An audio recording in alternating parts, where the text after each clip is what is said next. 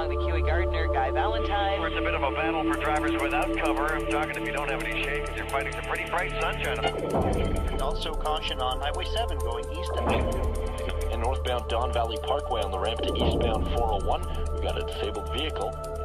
June the 14th, 2002. It was just another busy workday with all the usual hustle and congestion.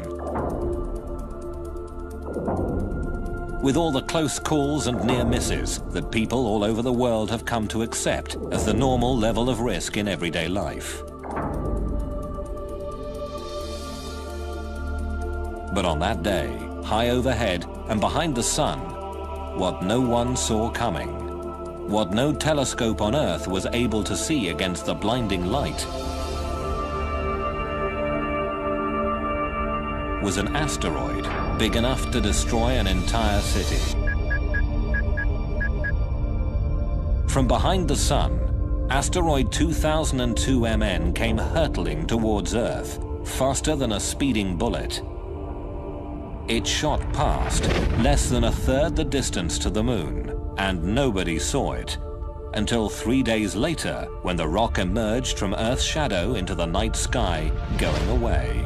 It looks like the Earth just dodged a bullet. Actually, it was an asteroid. Scientists say it blew by last week at a distance they describe as a close shave. The airline industry would call this a near miss. Scientists who study asteroids and comets called it a problem. The threat of asteroid impacts on the Earth is very real. We know that throughout history this has happened. The craters we see on the moon are examples of the kind of impact history that the Earth has had. But it also happens very rarely. So it's a very unusual kind of hazard. It's a hazard in which the risk in any one year is very low, but it does happen, and if it really did come about on our watch, it could end civilization. These cosmic bullets originate on the far side of Mars, in the main asteroid belt, where a bracelet of celestial debris circles the sun. Millions of rocky fragments, building blocks of a planet that never quite came together when the solar system was formed. What's often depicted as a busy cosmic junkyard is actually more like a big empty speedway. The rocks are far apart and moving very fast, ranging in size from pebbles to boulders to rocks the size of Mount Everest. Occasionally, the tug of Jupiter's enormous gravity drags an asteroid off course, causing it to crash into another asteroid.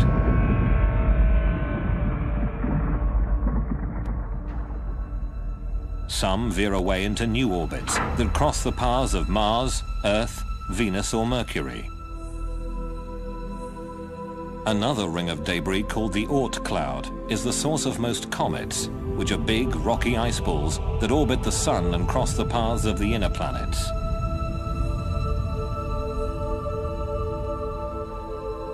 All the inner planets and our moon bear the scars of numerous asteroid and comet impacts. We do get hit all the time by pieces of debris from asteroids and comets. In fact, 40,000 tons of cosmic debris plummets into the atmosphere every year. We see them every night as shooting stars. They don't hit the Earth very often, but when they do, clearly it isn't just going to be a matter of a shooting star seen in the sky. So it is inevitable. It's only a matter of time before the next big one hits us. Even small rocks can make a big impression. In 1908, about 2,000 square kilometers of Siberian forest were instantly flattened as an asteroid exploded near the Tunguska River. The impact site was so remote, researchers had to mount a wilderness expedition just to find the place. When they arrived, there was no crater. Paintings, based on eyewitness accounts, described a fireball. A horrendous explosion in the sky. Didn't actually come crashing down to the ground. It exploded maybe 5 to 10 kilometers up in the atmosphere, and that made a big blast wave in the atmosphere, and that is what did the damage. All this was caused by a relatively small asteroid, somewhere between 50 and 100 meters across. Roughly the same size as asteroid 2002 MN, the one we couldn't see coming. Tunguska's 2,000 square kilometer blast wave would have leveled London. But as bleak as the thought of cosmic collision may be, there is at least a glimmer of hope. One of the special things about the asteroid impact problem is that unlike the weather or earthquakes or other natural hazards, we, at least in principle, we could do something about it. And when we know one's coming for us, our claim is that the technology is available today to stop it. On the Earth, we've got active geology, we've got volcanoes, we've got earthquakes, we've got continental drift, we've got rain, we've got wind, we've got storms, we've got snow. All of those things erode away craters, and that, in some ways, actually fools us into thinking that indeed the Earth doesn't get hit as often as it actually does. Counting craters on the Moon and then estimating how often the Earth gets hit can be a pretty sobering exercise.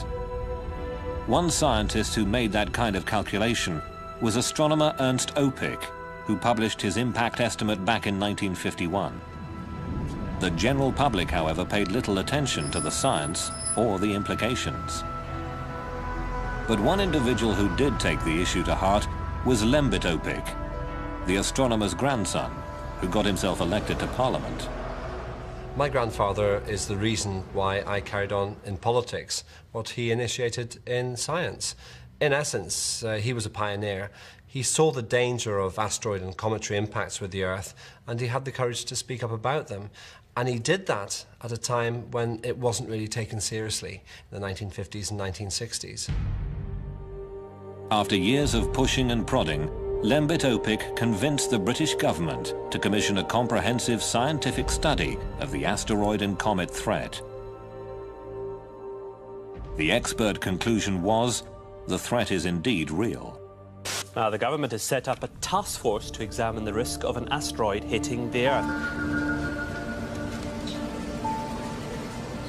Still, skeptical politicians might want to get on the bus and take a trip to the Natural History Museum.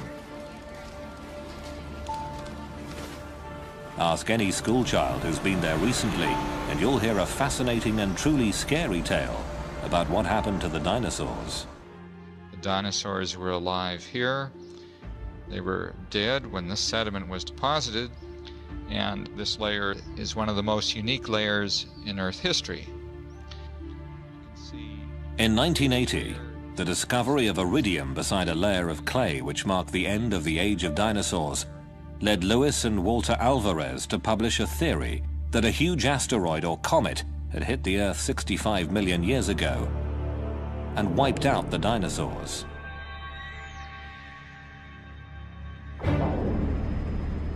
But for this concept to be confirmed, there had to be a crater. There may be tons of dinosaur bones in these dry canyons, but where on earth was the big crater? Just the kind of mystery a budding young scientist would love to solve. When I went back to... Off the coast of Mexico's Yucatan Peninsula, Dr. Alan Hildebrand investigated a huge gravity anomaly discovered by oil drillers back in the 1950s. Put that together with a semicircular magnetic anomaly, and you get a massive crater, 180 kilometers across, near a little village called Chicxulub Pueblo. Most of the crater is underwater now. Erosion and continental drift have covered the visible evidence. But 65 million years ago, this was ground zero. This object would have fallen through the atmosphere in just a few seconds.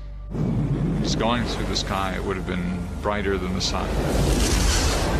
As soon as it contacts the surface of the shallow sea in Chicxulub, of course, it starts propagating the shock wave down into the planet, and it keeps pushing into the planet, and it only gets stopped maybe about 30 kilometers down. The pressure wave would have traveled around the entire planet in the atmosphere. You could have heard the impact on the other side of the planet. The giant impact fireball rising out of the hole, it would have risen, say, 10,000 kilometers above the surface of the planet. Near the impact site, it would have been so hot, it would have evaporated the clouds and been hot enough to make the forest, even a green forest, begin to burn. For Alan Hildebrand, finding that crater pretty much clinched the argument. Planet Earth had been all but sterilized by a rock the size of Mount Everest. 3/4 of the species of large animal life went extinct. We have made the case. We've got the qualitative information and we've got the statistics to show that there is a very serious risk. If you wanted to save planet Earth from cosmic disaster, where would you find people with all the right stuff to do the job? Well, Houston, Texas might be a good place to start looking. This town has that rarest of breeds, the space cowboy. Houston is home to NASA's Johnson Space Center, where rocket science is a way of life and astronauts learn their trade. If you could roll me 90, then go down. I'll come in on my side. Behind a swimming pool big enough to swallow an apartment block, you'll find a small research lab, where the rocket engine of the future is being built and bench tested.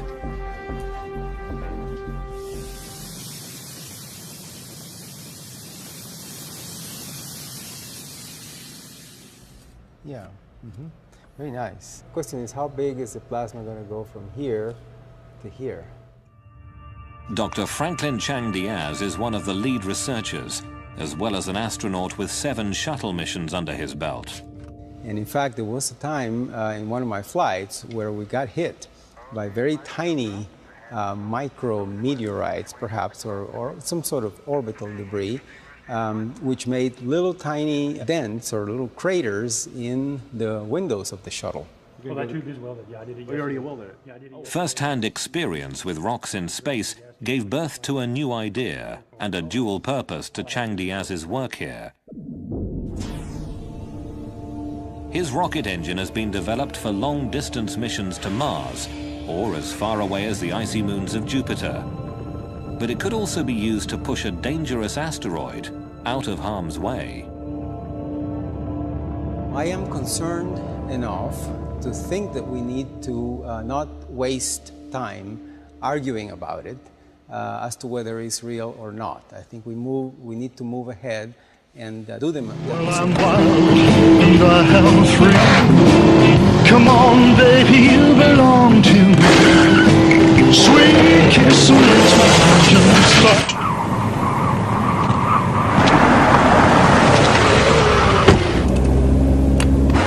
Well, I'm wild and I am free.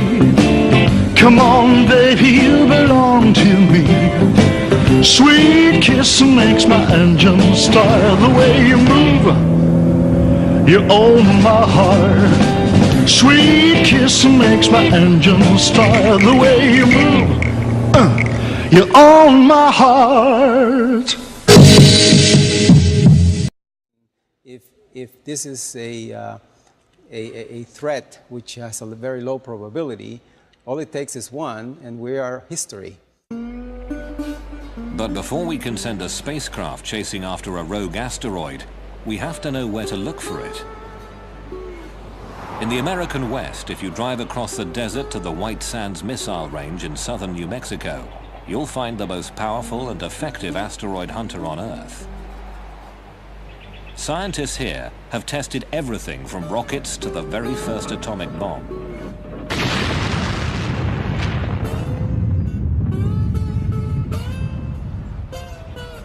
Today, across the valley floor from the Trinity bomb site, the US Air Force has installed one of the world's most advanced telescopes.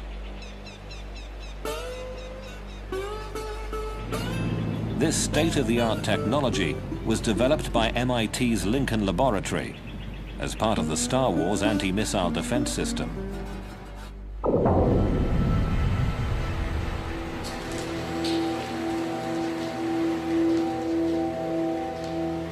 These may not be the world's biggest telescopes, but they clearly are the best when it comes to finding deadly rocks in space. This is LINEAR, the Lincoln Near-Earth Asteroid Research Facility.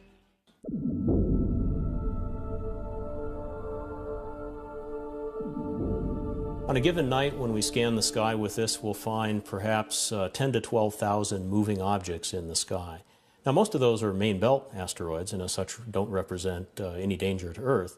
But on the other hand, something like half of those will be brand new discoveries, and buried in there will be 1 or 2 near-Earth objects. Because the Earth rotates, the sky is always moving overhead. To get a clear picture of an asteroid, you have to make the sky stop moving. And you do that with a telescope that can track or follow the stars. This way, you can take time-lapse pictures that isolate the blur of fast-moving asteroids against a crystal-clear sky. It then records these pictures like a TV camera on a computer chip that has 20 times more detail than the picture you're now watching. The linear computer deletes previously known stars and planets, leaving a less cluttered time-lapse sequence of the new discoveries. At the end of each night shift, Linear's thousands of new discoveries are emailed to the International Astronomical Union's Minor Planet Center at Harvard University. A team of only 3 scientists must cope with the avalanche of new sightings, searching for potentially hazardous asteroids or comets.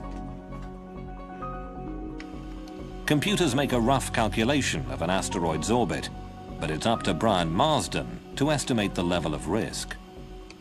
They may be reporting 50 or 60,000 observations from one night, and it takes a while to get through that. But so we look first at the fast movers and see if there's anything interesting there. H is equal to sine delta. We do sometimes get close to 70 or 80,000 observations a day, almost 1 per second. There are some days when we effectively have 1 observation per second. Even with fast computers, Marsden's team can make only a preliminary calculation of each asteroid's orbit. 5 shots in one night cover only a tiny segment of an asteroid's orbital path. You can't solve for the orbit completely from that, but the fact that you're seeing motion over a half an hour or an hour, something like that, does allow us to get a partial solution for the orbit. Refining the orbit gets complicated. When 2002 MN shot past, its trajectory was warped by Earth gravity, and scientists at NASA's Jet Propulsion Laboratory in Pasadena, California, had to add that to their calculations. Here's an animation I put together of the asteroid last year, which was discovered after it passed by the Earth. An elite team of mathematicians and celestial mechanics is now working full-time on a computerized warning system. Our orbit animation, you can see how when it returns out to the asteroid belt, the close approach to the Earth has changed its orbit, and it's no longer returning to the same place it started. Because 2002 MN will circle around the Sun and come past us again, the NASA Orbital Mechanics team will have to adjust the calculation in order to know whether it will ever pose a danger to Earth at some point in the future. So here we've zoomed in on the Earth-Moon system and we're looking down. You can see how close it came to the Earth that went over the top, and how you can actually even see the bend in the trajectory. So it's a great example of how a close approach to the Earth, or in fact any planet, can be used to, or can significantly change in orbit.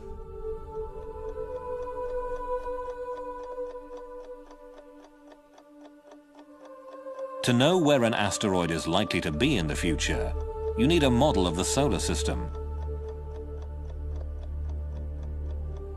Mechanical models that show the relative motions of the Sun and planets have been around since the early 18th century. They're called orreries. What the celestial mechanics at NASA had to do was create a new digital model. One that includes the gravitational attractions of all the planets and the Sun. and all the other forces that can affect where an asteroid might go.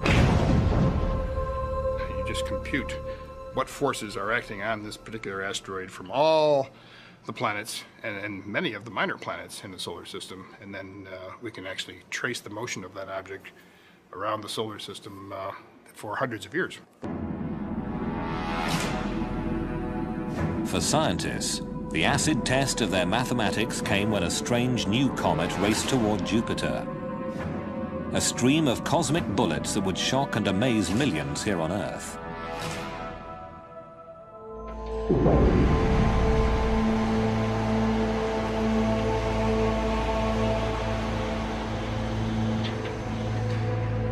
In the spring of 1993, the eyes of the world turned almost in unison towards a doomsday rock like no other.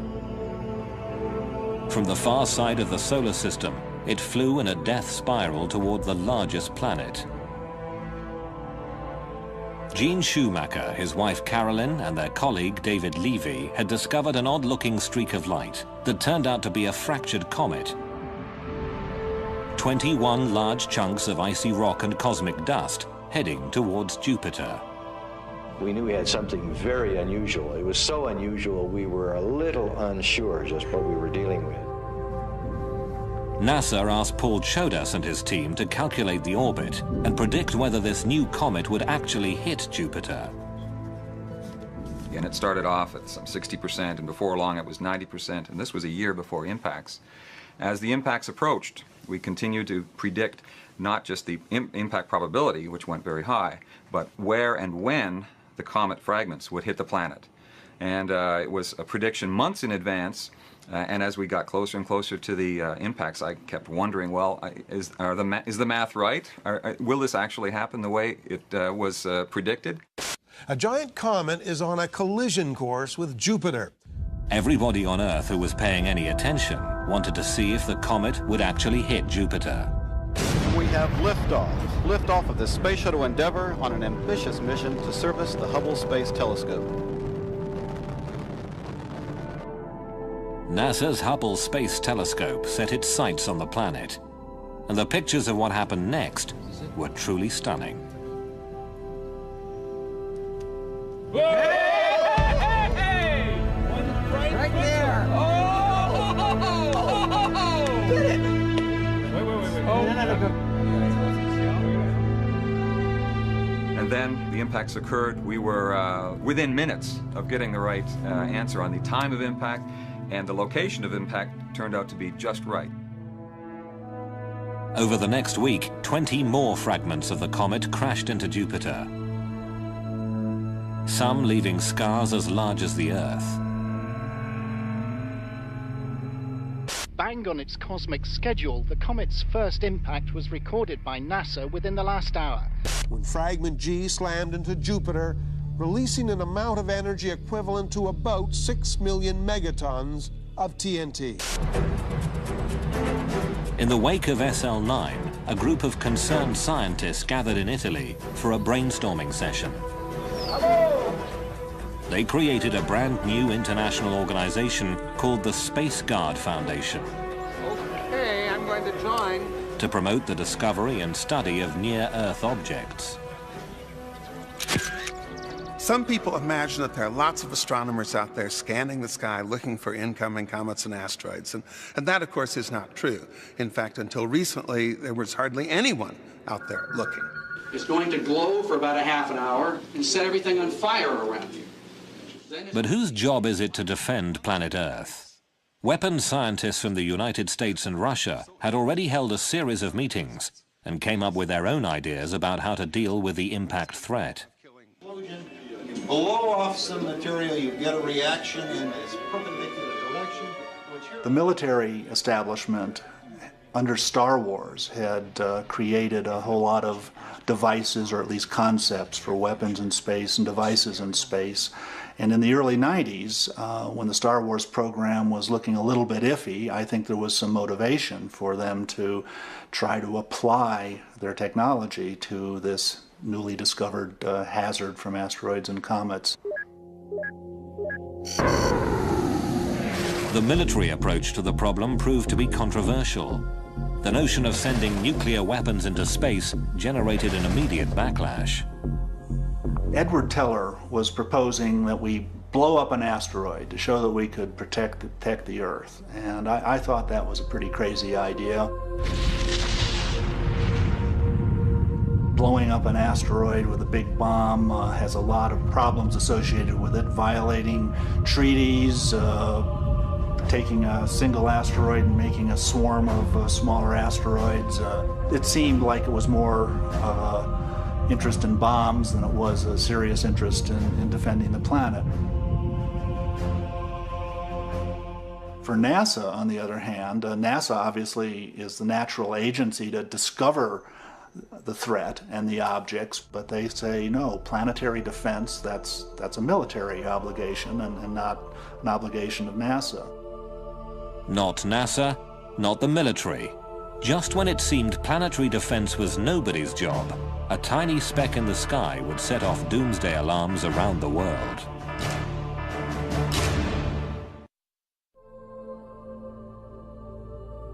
On a winter's night, the 6th of December 1997, a dim streak of light moving through the constellation Cancer was captured by a telescope in the Arizona desert.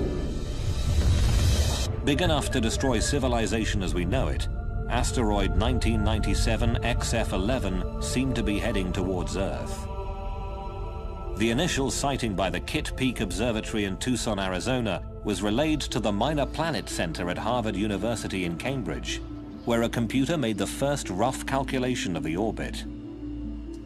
They were pretty sure it would miss the Earth on this pass, but it would be coming round again, and it looked like there could be a problem in 30 years. There were indications of close approach to the Earth in 2028. That was about 45,000 kilometers, which really was rather close. With only a handful of sightings, the orbit calculation remained very rough. It was hard to tell where this rock was going. So Brian Marsden posted a bulletin asking astronomers around the world for more observations before the rock became too faint to see. I was saying, hey, get your big telescopes onto this. On the one hand, we're only going to be able to observe it for another month or so. We want to improve the orbit calculation and find out exactly how close it is coming. But one line in the bulletin said that the chance of a collision was small, but it was not entirely out of the question. Within hours of the website posting, reporters discovered XF11, and doomsday headlines screamed around the world. Because the close approach in 2028 would put the asteroid nearest to Europe, London newspapers focused on the exact moment life on Earth might possibly end. Pictures of it on the internet show it as a tiny moving blob. Scientists have calculated its path in the year 2028. Watch very carefully. September, October the 28th, the two coalesce. But at NASA's Jet Propulsion Laboratory in California, the orbital dynamics team thought there must be some mistake. Asteroid's orbit was affected by it. To my great surprise, when we ran our software, it said that the probability of impact of this particular asteroid in 30 years was essentially zero. As it turned out, the end-of-the-world asteroid would miss the Earth. That big rock in space posed no threat after all. A frantic hunt through the archives at NASA had turned up photographs of XF11 taken 8 years earlier. And as soon as those were placed into the orbit determination process, they confirmed the fact that there was no chance that it could hit the Earth in 30 years. The public at large was not understanding uncertainty in this. They wanted an immediate answer. Is it going to hit us or not? But people were paying attention. One side effect of the false alarm was that public and political awareness of the threat had been raised. 2 months after XF11, new hearings were held in Washington and NASA was told to speed up the science of asteroid detection. Finally, it seemed, there was a political will to do something. Congress gave NASA a 10-year deadline to search the skies and get a fix on the largest of the doomsday rocks. They called it the Space Guard Survey. While astronomers geared up to search the skies, Hollywood was going into overdrive. I would go to every dinner party and I would say, are you aware what would happen if a comet was actually on a collision course with the Earth? Oscar-winning screenwriter Bruce Joel Rubin was hard at work on the remake of a sci-fi classic. The new film, called Deep Impact, would be a Steven Spielberg production. When we arrived at our hotel in New York, the porter was so incredibly careless with our bags. And the room they gave us, it was beautiful. A broom closet. But the worst part was the shower. My wife drying herself with the Egyptian cotton towels. Shower curtain defined that whole vacation for her. Don't just visit New York. Visit TripAdvisor New York. With millions of reviews, a visit to TripAdvisor makes any destination better. An army of scientists work desperately to build this giant rocket, this modern Noah's Ark, to carry a few picked survivors of our doomed civilization. I think the thing that was hardest for me was the realization that people would have to be chosen to survive. Let's take the ship away from them! Come on! Probably a very, very small percentage of human beings would be left on the Earth able to survive something of the intensity of the comet that hit and destroyed the dinosaurs. So I felt making this movie is not just a mission to tell a good story, it's to change minds. It's to let people go, this is something real. This can happen to us. This movie is a wake-up call. It's not just a Hollywood movie, it is pointing at you.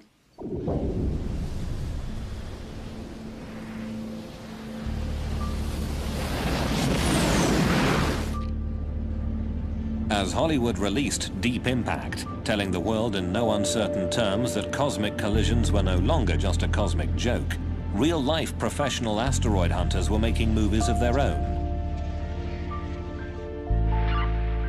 But instead of using cameras, they worked with delayed Doppler radar. Take the same technology behind a police radar system, jump the power to 400,000 watts, and you've got NASA's Deep Space Network with huge multi-dish systems like the Goldstone tracking station in California's Mojave Desert. This is the main room of the pedestal of DSS-14. The first time radar astronomer Stephen Ostro bounced a signal off a rock in space, a wobbling blot of pixelated data bounced back. What looks like digital gibberish spoke volumes to Steve Ostro. Radar really does three things at once. One, it works at long wavelengths, so you're sensitive to structure on large scales and metal concentration. The other is you can make pictures. And you can't do this from the ground in any other way. You make pictures of objects, and then we take a sequence of pictures, and we go through a computational process to produce the 3D models. That's the second thing. The third thing is that it makes very precise measurements of distance and speed. When the 1,000-foot radar dish at Arecibo in Puerto Rico bounced a beam off an asteroid called Castalia, the data was translated into a 3D computer model.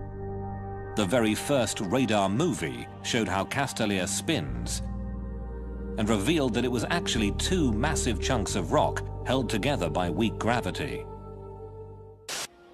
Every time they made the trip to Goldstone for a new radar target, Ostro and his team were like kids reaching into a box of chocolates.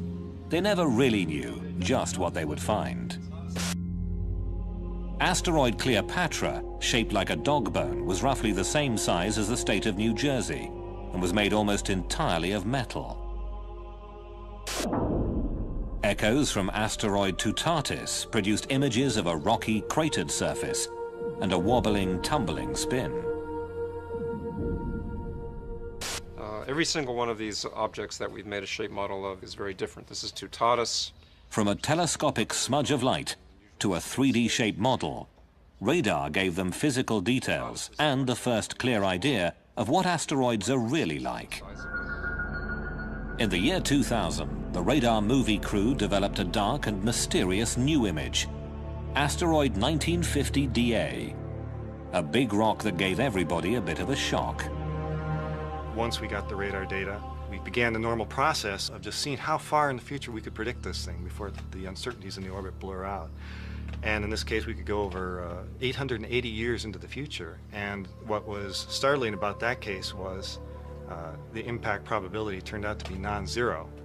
Non-zero means there is a chance this rock could hit us. On March the 16th, in the year 2880, 1950 DA will cross the Earth's orbit. Will it hit us? The odds, 1 in 300. If 1950 DA does hit the Earth, the most likely point of impact would be at sea. Of all the big asteroids discovered thus far, this is the most dangerous one we know. Eric Asfaug and Stephen Ward have created a computer model of the impact.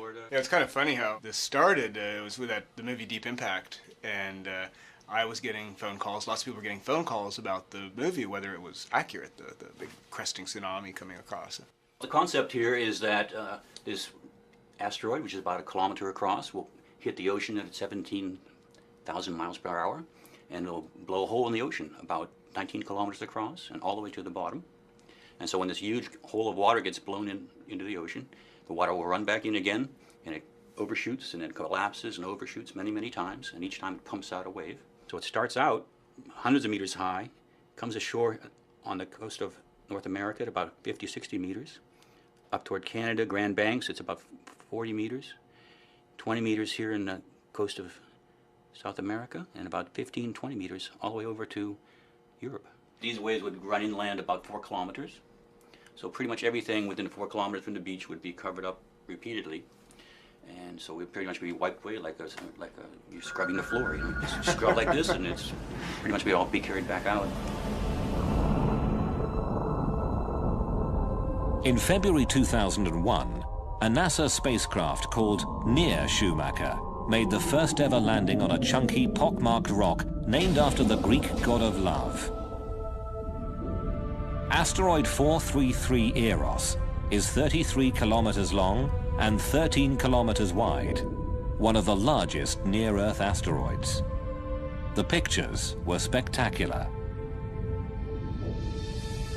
The data will take years to process. Proving that they could land on an asteroid was a major achievement, but in the end, they still don't know much about what's inside. How dense? How tough? How brittle or crumbly is it? What would happen if they gave it a good shove? The surface appearance of any dark and mysterious object can be very deceiving. So these two spheres, as far as I can tell, have exactly the same mass, the same compressibility, the same color. If I were a spacecraft orbiting these and these were asteroids, I'd be very hard-pressed to tell which was which. Yet, if I dropped them from a height, and only one of them bounces, really illustrates the fact that one of these responds elastically and one of these responds like a lump of clay. And it's critical to really go and find out what's inside before we even start thinking about moving these things around. When a 3D model of the asteroid Castalia got smacked in a computer simulation, a problem occurred. An impact with the same energy as the Hiroshima bomb turned Castalia into a pile of rubble, but did not deflect its trajectory in any significant way.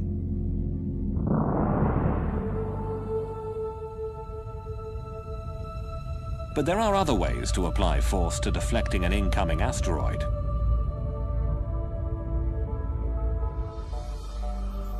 Using the power of the sun to push dangerous rocks out of the way may not be so far-fetched after all. This is a typical near-Earth asteroid. Its name is ᴅᴏᴜᴜ. It's about 1/2 kilometer across.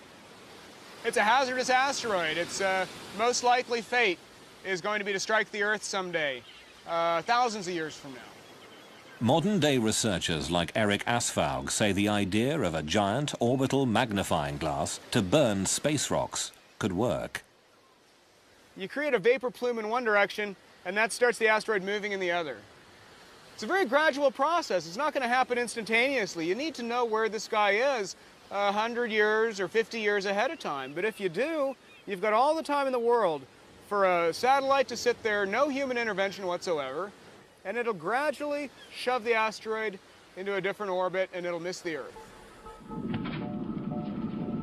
Some of the technology to do this already exists. Take an inflatable parabolic antenna the size of a tennis court, convert it to a solar collector, and use it to focus sunlight on an asteroid.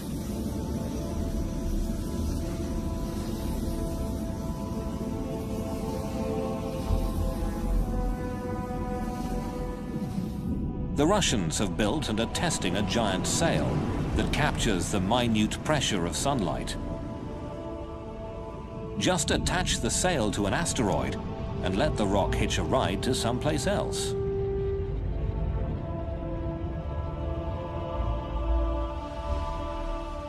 But using the sun to save the Earth means waiting for nature to do the work. If we don't see an asteroid until the last minute, solar power would be too little, too late. A nuclear electric plasma engine could push an asteroid out of harm's way. The rocket technology at this NASA lab in Houston, Texas, could provide the power for a space tugboat. A group of astronauts and aerospace engineers is designing the B612 mission to prove that asteroid deflection can be done with existing technology. These are rockets that have very tiny amounts of thrust, but they are so frugal in the use of propellant that we can keep the rocket going for periods of the orders of a year. Building a better rocket engine is only the first step. Figuring out how to latch on to an asteroid, point it in the right direction, and push without losing control is the really tricky part. After years of research, NASA finally had it, the first complete draft of a plan, a demonstration mission, to save the planet.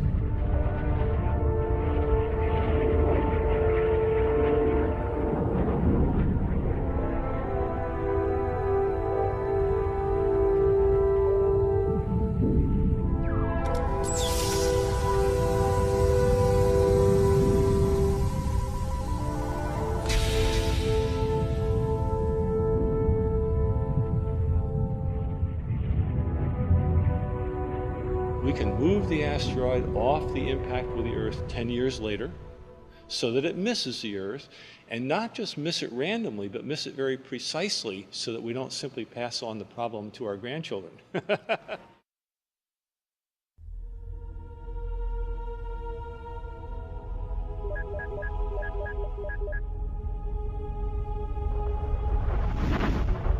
Midway through 2003, the Space Guard survey had reached the halfway point. A little more than half of the kilometer-sized near-Earth asteroids had been located, and the news was mostly good.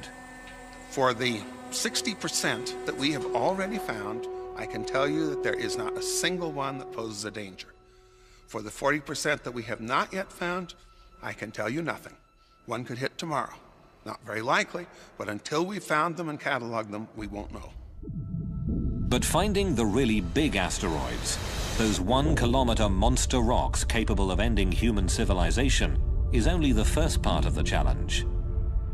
There are an estimated 50,000 smaller asteroids that are big enough to cause tidal waves or destroy vast regions of the Earth.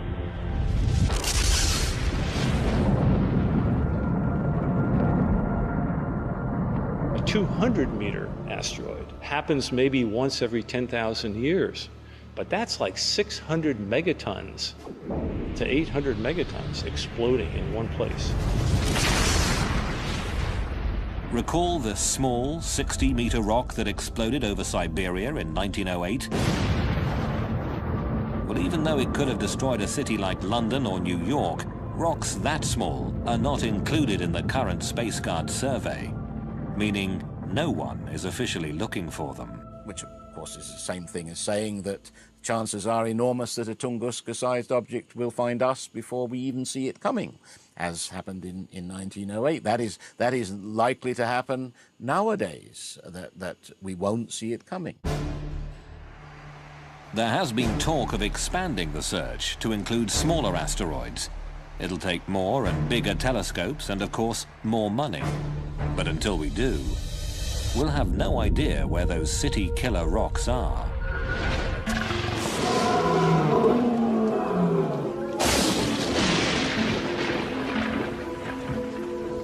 Evolution on Earth has proceeded in part because every so often a global catastrophe comes along, pushes the reset button, and new things happen. It wiped out the dinosaurs 65 million years ago, and at the time, we mammals were just furry little creatures burrowing around in the ground, and an asteroid or a comet impact took out our principal competition.